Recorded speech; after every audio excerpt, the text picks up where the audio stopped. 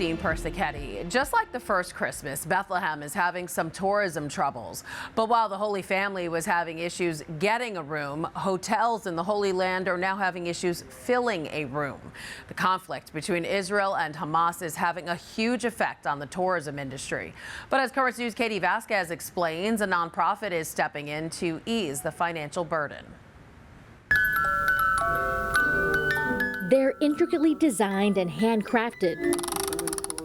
These holy items were made by 200 Christian families in the birthplace of Jesus, bringing a piece of Bethlehem to the Diocese of Brooklyn. Most of them never been to the Holy Land, so this is as close as they can get.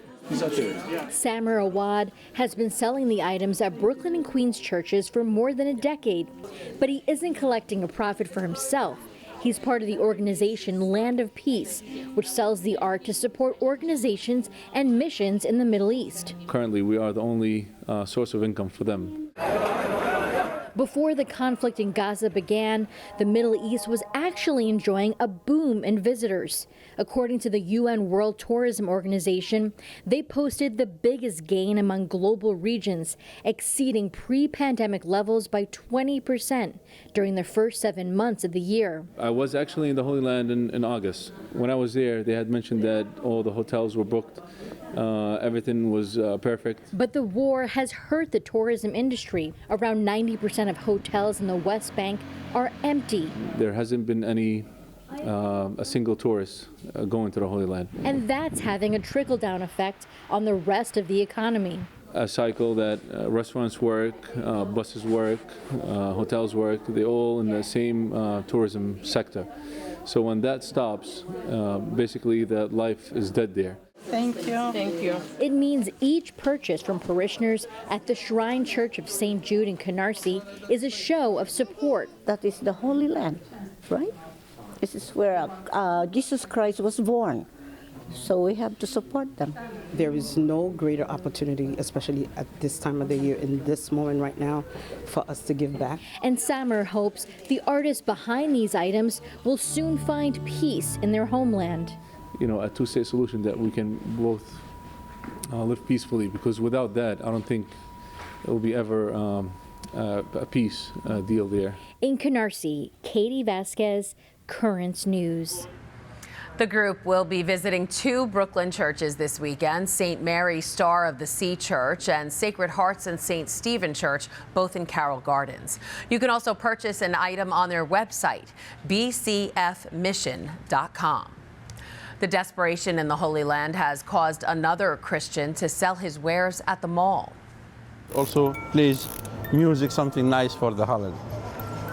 For the first time this Christmas season, Jack Mansour has set up shop at the Staten Island Mall. His kiosk, Jerusalem Handcrafts, sells carved olive wood his family members in Bethlehem make. He says due to the tourism troubles, his relatives are more desperate than ever. They only depend on us on selling this merchandise for now, to send them the money, to keep them survive. They keep, how the sales, and we try to do our best to make more sales, but hopefully we will do. Jack is there every day the mall is open through the end of the year. This weekend also marked the beginning of Advent, so Advent wreaths were lit around the country. Brooklyn's Bishop Robert Brennan spent his first Sunday of Advent at the San Damiano Mission in Williamsburg. It's a church that's directed by the Shalom Catholic Community, an international association of faithful recognized by the Vatican. After Mass, Bishop Brennan then joined the community at their weekly breakfast at the Shalom Cafe. Now let's talk about the Advent wreath. Each of the candles holds a special meaning. The 3 purple candles represent prayer, penance, and preparation. Historically, Advent was known as Little Lent. That's why the color purple is used. The rose color, which is lit on the 3rd Sunday, marks the midway point of Advent. And since it's supposed to be a day for rejoicing, the candle is pink. A Bay Ridge church lit up some trees for the start of Advent. St. Anselm held their 12th annual tree lighting on Saturday. 113 trees now surround the church, all donated by families from the parish. This year, students from Bay Ridge Catholic Academy also took part, selling cookies and hot chocolate to help restore the church's bell tower. They raised more than $1,000. The tablet is trying to ensure every child across the Diocese of Brooklyn will have a gift under their tree this year. The paper kicked off their annual Bright Christmas campaign last week, raising money from parishioners in the Diocese of Brooklyn and beyond. Already, some donations are trickling in. Drum roll, please. Right now, more than $35,000 have been raised, but Bright Christmas has a goal of $125,000. So to help them reach it, just go online to thetablet.org/brightchristmas.